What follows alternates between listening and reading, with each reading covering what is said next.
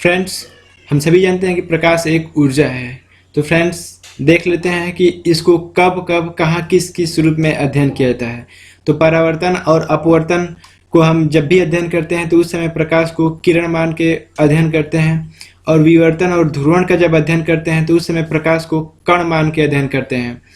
But व्यतिकरण प्रकाश विद्युत प्रभाव में प्रकाश को एक तरंग मान के अध्ययन करते हैं। तो फ्रेंड्स, ये भी बात आप याद रखिएगा कि प्रकाश स्वयं नहीं दिखाई देती, क्योंकि वह एक प्रकार की ऊर्जा है। वह बस रेटिना को उत्तेजित करती है और हमें वस्तु का आभास कराती है। तो फ्रेंड्स, इस बात को ध्यान रखिएगा। एक और बात फ्रेंड्स, प्रकाश एक प्रकार की ऊर्जा है, अर्थात यह द्रव्य नहीं है। अगर हमसे कोई पूछे कि प्रकाश में द्रव्यमान होता है कि नहीं, तो प्रकाश में द्रव्यमान नहीं होता है, क्योंकि प्रकाश एक प्रकार की ऊर्जा है। ये फ्रेंड्स, आगे देखते हैं प्रकाश के स्रोत।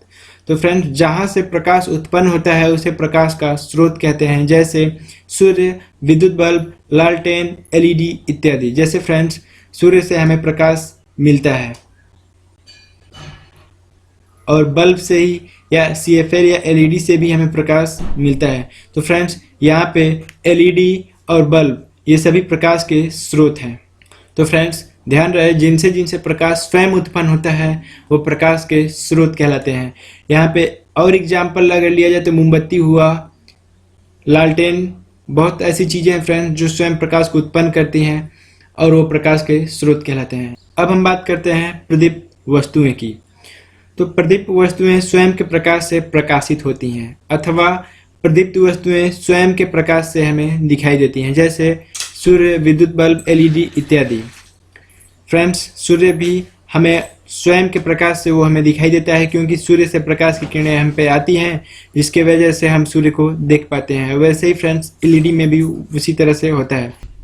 अदीप्त वस्तुएं, तो वे वस्तुएं जो स्वयं अपने प्रकाश से प्रकाशित नहीं होती, या स्वयं अपने प्रकाश से प्रकाशित नहीं होती, या वो स्वयं के प्रकाश से दिखाई नहीं देती, अर्थात ये दूसरे के प्रकाश से प्रकाशित होती हैं, उन्हें अदीप्त वस्तुएं कहते हैं। जैसे मेज, कुर्सी, पृथ्वी, चंद्रमा इत्यादि। फ्रेंड्स, चंद्रमा, पृथ्वी ये सभी अदीप्त वस्तुएं हैं, क्योंकि फ्रेंड्स वो दूसरे के प्रकाश से हमें चमकती हैं या दिखाई देती हैं। फ्रेंड्स, होता क्या है फ्रेंड्स कि जब सूर्य से प्रकाश की किरणें चंद्रमा पर पड़ती हैं तो वो प्रकाशित हो जाता है, जिसकी वजह से वो हमें दिखाई देता है। फ्रेंड्स, तो ध्यान रहे फ्रेंड्स, अदीप्त वस्तुएं हमेशा दूसरे के प्रकाश से दिखाई देती हैं या प्रकाशित होती हैं।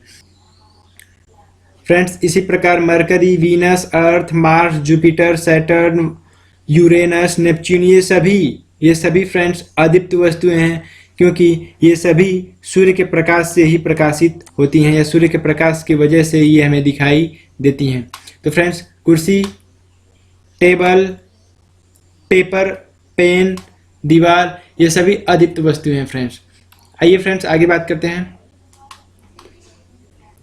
पारदर्शक वस्तुएं, तो वे वस्तुएं जिनसे होकर प्रकाश की किरण निकल जाती है, या फ्रेंड्स दूसरी अगर वे में कहें तो वे वस्तुएं जिनके आर पार हम देख सकते हैं वे पारदर्शक वस्तुएं कहलाती हैं, जैसे कांच, जल इत्यादि। फ्रेंड्स, कांच के आर पार भी हम देख सकते हैं और जल के आर पार भी देख सकते हैं। बट फ्रेंड्स, अगर बात की जाए दर्पण की, तो दर्पण पारदर्शक वस्तु नहीं है, क्योंकि हम दर्पण के आर पार नहीं देख सकते हैं। कांच के आर पार हम देख सकते हैं, तो कांच एक पारदर्शक वस्तु है, अर्थात जिनके हम आर पार देख सकते हैं वे पारदर्शक वस्तुएं कहलाती हैं। जैसे फ्रेंड्स, जल है, जल के आर पार हम देख सकते हैं, तभी जल के अंदर हम मछली को देख पाते हैं, तो जल भी एक पारदर्शक वस्तु है। कांच है, कांच के भी हम आर पार देख सकते हैं अपनी खिड़की से, तो कांच भी एक पारदर्शक वस्तु है। आइए आगे बात करते हैं अपारदर्शक वस्तुएं। तो वे वस्तुएं जिनसे होकर प्रकाश की किरण बाहर नहीं निकल पाती उन्हें अपारदर्शक वस्तु कहते हैं, जैसे लोहा, लकड़ी इत्यादि, अर्थात जिनके आर पार हम नहीं देख सकते वे अपारदर्शक वस्तु कहलाती है। जैसे दीवार, दीवार के आर पार हम नहीं देख सकते हैं, तो दीवार एक अपारदर्शक वस्तु है। अब हम बात करेंगे अर्ध पारदर्शक वस्तुएं। तो ध्यान से समझिएगा इसे। वे वस्तुएं जिन पर प्रकाश पड़ने से उनका कुछ भाग अवशोषित हो जाता है तथा कुछ भाग बाहर निकल जाता है, ऐसी वस्तुओं को अर्ध पारदर्शक वस्तु कहते हैं। जैसे तेल से लगा हुआ कागज। तो जैसे फ्रेंड्स ये कागज है, तो इस कागज के हम आर पार नहीं देख सकते हैं और उधर से प्रकाश हमारी तरफ आ भी नहीं रही है, तो ये तो फ्रेंड्स एक अपारदर्शक वस्तु है। बट फ्रेंड्स अगर वही कागज कहीं तेल से भीगा हुआ हो तो देखिए फ्रेंड्स, यहाँ से प्रकाश नहीं आ रहा है, बट फ्रेंड्स इतने से जितना तेल से भीगा हुआ है फ्रेंड्स वहाँ से प्रकाश आ रहा है।